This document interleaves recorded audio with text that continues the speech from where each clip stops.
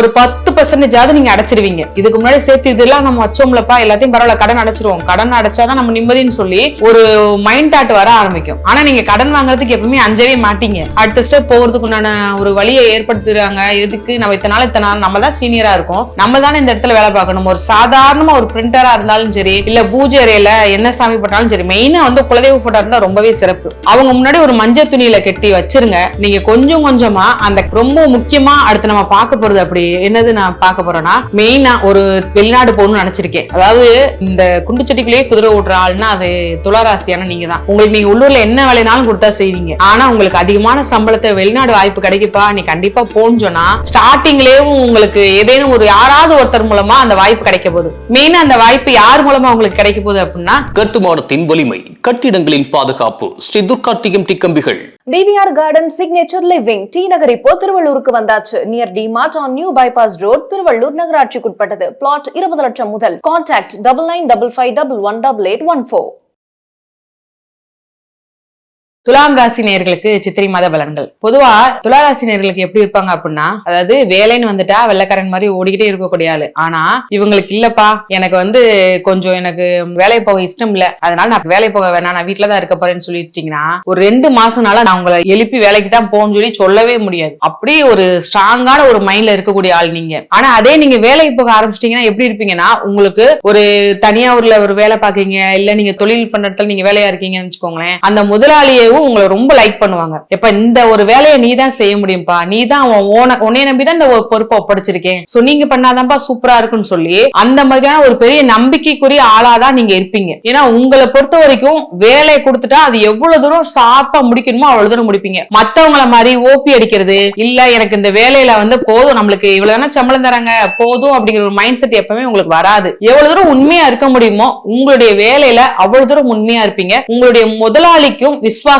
இருப்பீங்க. அவங்க யார் எப்பேற்பட்ட குணத்துல இருந்தாலும் சரி, உங்களுடைய விசுவாசம் என்னைக்குமே மாறாது. அது சொந்த தொழில் வச்சிருந்தாலும் பரவாயில்ல, உங்களுடைய உடலுடைய சக்திக்கு மீறிதான் உங்களுடைய வேலைகள் அனைத்தையுமே கொடுத்திருப்பீங்க. அப்படிப்பட்ட உங்களுக்கு இந்த சித்திரை மாதம் என்ன பண்றாரு அப்படின்னா, உங்களுக்கு பதவி உயர்வு கொடுக்கிறாரு. ஏன்னா நீங்க ஏற்கனவே வேலை பார்த்து அந்த இடத்துல என்ன பண்ணிருக்கோம் அப்படின்னா, ஒரு சக ஊழியர்களால சில பிரச்சனைகள், ஆமா இப்பதான் வந்தாங்க, அது எப்படி உங்களுக்கு அடுத்த ஸ்டெப் போறதுக்கு உண்டான ஒரு வழியை ஏற்படுத்துறாங்க. எதுக்கு நம்ம இத்தனை நாள் நம்ம தான் சீனியரா இருக்கும், நம்ம தானே இந்த இடத்துல வேலை பார்க்கணும். ஒரு சாதாரணமா ஒரு பிரிண்டரா இருந்தாலும் சரி, ஒரு சின்ன வேலை அப்படி போடுறவங்களுக்கு எல்லாம் என்ன ஆகும் தெரியுமா, இல்லப்பா அவனுக்கு வந்து அவனுடைய தகுதி இவ்வளவு தூரம் அவன் வந்து உண்மையா எடுத்திருக்கான், அவனுடைய வேலைகள் இவ்வளவு தூரம் முன்னேற்றத்தை கொண்டு வந்து கொடுக்கான், இவ்வளவு தூரம் லாபத்தை கொடுத்திருக்கான், இவ்வளவு தூரம் ஒரு கம்பெனியோட ஒரு ஆர்டர் வாங்கியிருக்கான்னு சொல்லி உங்களுடைய ஒரு நல்ல விஷயத்த வந்து என்ன பண்ணுவாங்கன்னா, உங்களுடைய மற்ற ஒரு வேலையில இருக்கிற உங்க கொலிக்ட சொல்லுவாங்க. உங்களுக்கு அவங்களுக்குள்ள ஒரு டீலிங் வந்து எப்படின்னா, நீங்க டக்குன்னு மூஞ்சில் அடிக்கிற மாதிரி பேசிருவீங்க. ஆனா வேலையில உங்களுக்கு ஒரு ஏதாவது தொந்தரவு கொடுக்குறாங்க, உங்க மேல ஏதாவது ஒரு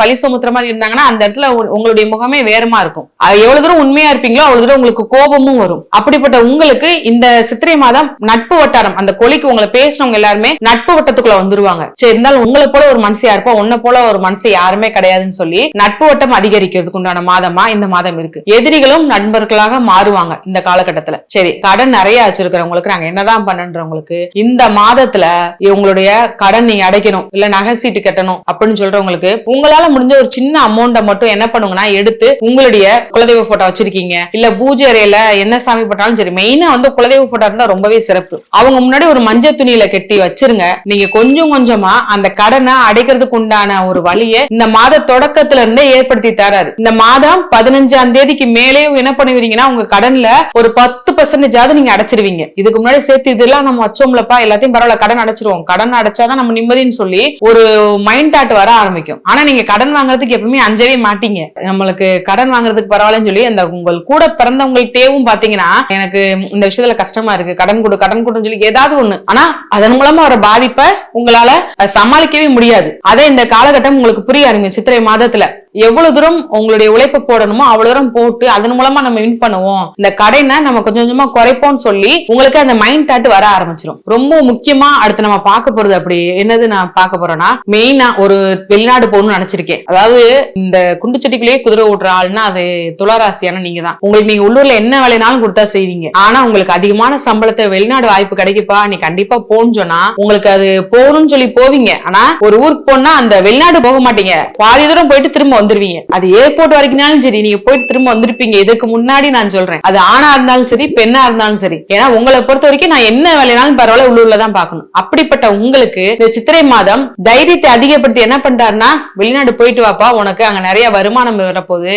இல்ல அங்க நிறைய உன்னோட படிப்பு உயர்கல்வி தொடரக்கூடிய வாய்ப்புகள் உங்களுக்கு கிடைக்க போகுதுப்பா அப்படின்னு சொல்லி இந்த சித்திரை மாதத்திலேயும் ஸ்டார்டிங்லயும் உங்களுக்கு ஏதேனும் ஒரு யாராவது ஒருத்தர் மூலமா அந்த வாய்ப்பு கிடைக்க போகுது. மெயினா அந்த வாய்ப்பு யார் மூலமா உங்களுக்கு கிடைக்க போகுது அப்படின்னா, சித்தப்பா வழி மூலமா, மூத்த சகோதரர்கள் மூலமா, இவங்க 2 பேர் மூலமா உங்களுக்கு நிச்சயமா அந்த வாய்ப்பு கிடைக்கும். அல்லது சித்தப்பா வயசுல இருக்கிறவங்க மூலமா, ஒரு ஆண் மூலமா அந்த வாய்ப்பு உங்களுக்கு கிடைக்கும். இந்த வாய்ப்பை இந்த சித்திரை மாதத்துலதான் கிடைக்க போகுது, பயன்படுத்தி கொள்ளுங்க. ஏன்னா இதுக்கப்புறம் நீங்க நினைச்சாலும் வெளிநாடு போறதுக்குண்டான வாய்ப்பு வரும்போது என்ன செய்வீங்க அப்படின்னா, அந்த மைண்ட் தாட் பழையபடி வந்துடும். இந்த டைம்ல இந்த மாதத்துல கண்டிப்பா கிடைக்கும், நீங்க பயன்படுத்திக்கோங்க. சரி, கணவன் மனைவிக்குள்ள ஒரு ஒற்றுமை எப்படி இருக்கும் அப்படின்னா, கணவன் மனைவிக்குள்ள ஒரு ஒற்றுமை எப்பவுமே ஒரு வாக்குவாதமா, ஒரு சின்ன சின்ன சண்டையா, அது பெரிதளவுல பாதிப்பு இல்லாம தான் போய்க்கு இருக்கும். ஏன்னா எதை எடுத்தாலும் சரி, என்னப்பா என்ன செய்றீங்க அப்படின்னு கேட்டா கூட சடனா ஒரு உங்களுடைய வாழ்க்கை துணை ஏதாவது ஒரு விதத்துல டக்குன்னு கோபப்படுற மாதிரியான பேச்சு தான் இது வரைக்கும் பேசியிருப்பாங்க. ஏன்னா உங்களுடைய முடிவை எந்த ஒரு இடத்துலயும் கலந்து ஆலோசிக்காம தான் இருந்திருக்கும். ஆனா இப்ப என்ன பண்ணுவாங்கன்னா, உங்களை அவங்க சரியா புரிஞ்சுக்கிட்டு